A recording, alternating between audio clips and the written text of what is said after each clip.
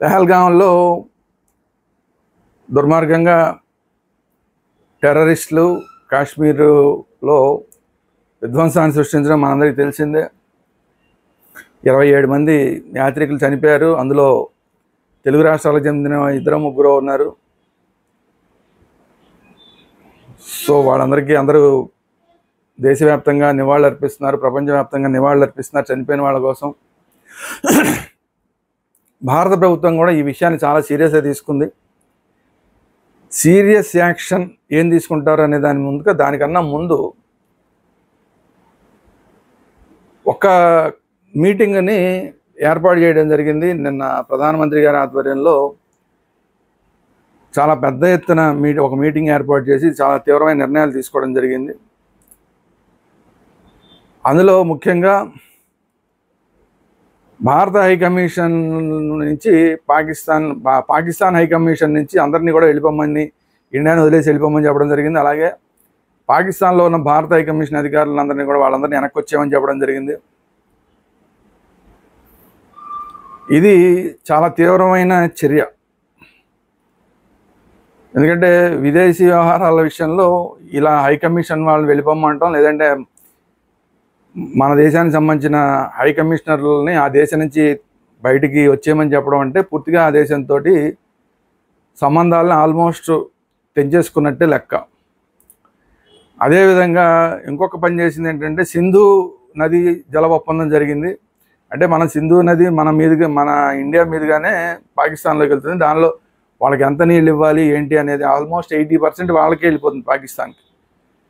So ఆ ఒప్పందాన్ని ఇమ్మీడియట్గా రద్దు చేయడం జరిగింది. అందువల్ల ఏంటంటే ఇమ్మీడియట్గా అవసరమైతే సింధు నది జలాలని వాళ్ళకి పాకిస్తాన్లోకి వెళ్లకుండా ఆపే శక్తి ఇప్పుడు ఇండియా దగ్గర ఉంది.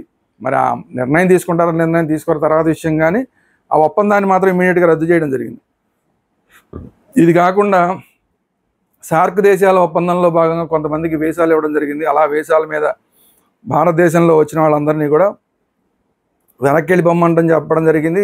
ఆ వీసాలన్నింటినీ రద్దు చేయడం జరిగింది. భవిష్యత్తులో ఇంకా పాకిస్తాన్ దేశాలకి వీసాలు ఇవ్వము, ఈవెన్ సార్క్ వీసాలు ఉన్న వాళ్ళకి కూడా వీసాలు ఇవ్వము, ఆ వీసాలన్నీ క్యాన్సిల్ చేస్తున్నామని చెప్పడం జరిగింది. ఇక రెగ్యులర్గా వీసాల కోసం అప్లై చేసుకునే వాడికి అసలే ఇవ్వరు. ఇదొక నిర్ణయం తీసుకోవడం జరిగింది. ఆల్రెడీ భారతదేశంలో ఎవరైతే పాకిస్తాన్ పౌరులు ఉంటారో, ఇప్పుడు భారతదేశంలో వ్యాపార నిమిత్తం కానీ లేదంటే పర్యటన నిమిత్తం కానీ వచ్చిన వాళ్ళు ఎవరైతే ఉంటారో వాళ్ళందరినీ కూడా ఇమ్మీడియట్గా మే 1వ తారీఖు లోపు వెళ్ళిపోమని చెప్పడం జరిగింది. ఆ పాకిస్తాన్ హైకమిషనర్ అధికారులను అయితే 48 గంటల్లోనే మొత్తం దేశం వదిలి పొమ్మని చెప్పడం జరిగింది. పాకిస్తాన్ పౌరులకి ఎవరికి కూడా ఇంకా వీసాలు ఇవ్వము అని కూడా ప్రకటన చేయడం జరిగింది.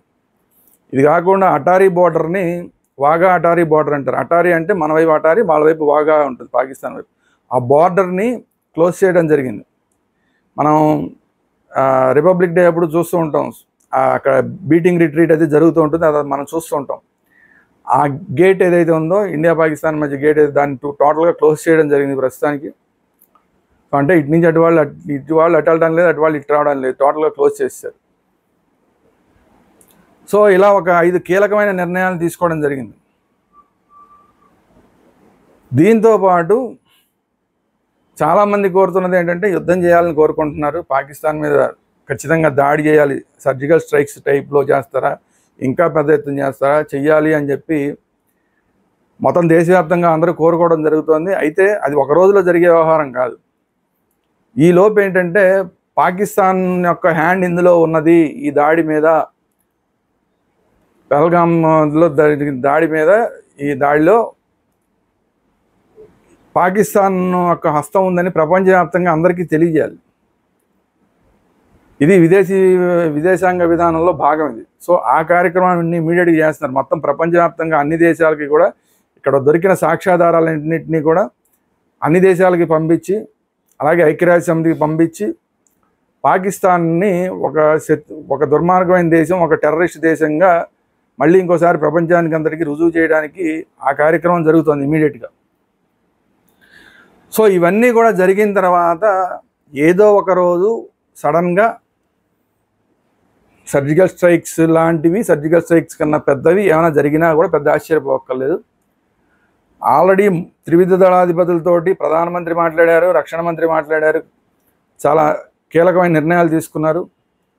సో మిలిటరీ మిగతా అన్ని ఫోర్సెస్ 3 ఫోర్సెస్ కూడా అంటే ఎయిర్ ఫోర్స్ కానీ, మిలిటరీ కానీ, నేవీ కానీ ఇవన్నీ కూడా పాకిస్తాన్ వైపుకి దృష్టి మరల్చినాయి.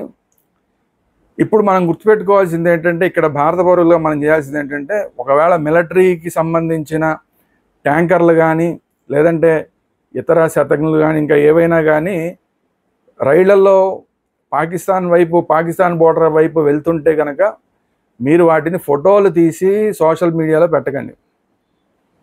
ఇందులో కొంత రహస్యంగా జరగాల్సిన కార్యక్రమం ఉంటుంది. సరే, ఎవడన్నా దేశద్రోహులు కొంతమంది ఉంటారు, వాళ్ళు ఫోటోలు తీసి పెడతారు, కానీ అది మనకు అనవసరం. కానీ దేశభక్తులు ఎవరైనా సరే ఇలాంటి ట్రైన్స్ ఏమన్నా మీకు కనబడితే, గూడ్స్ ట్రైన్స్ ఇవన్నీ వెళ్తున్నవి, మిలిటరీకి సంబంధించిన వెహికల్స్ కానీ, మిలిటరీ ట్రక్కులతో కానీ, ట్యాంకర్లతో కానీ, లేదంటే శతఘ్నులతో కానీ వాటితోటి వెళ్తున్న ట్రైన్లు మీకు ఎక్కడన్నా కనబడితే కూడా దయచేసి వాటి ఫోటోలు ఎవ్వరూ కూడా సోషల్ మీడియాలో పెట్టకండి.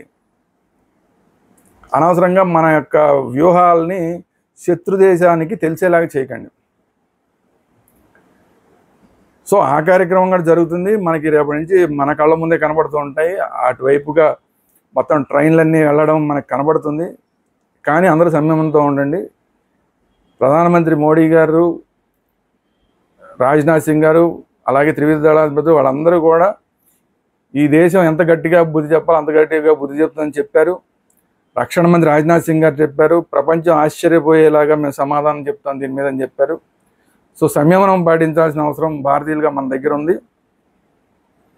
మనకి ఈ యుద్ధానికి సంబంధించిన వార్తలు ఏవి తెలిసినా కూడా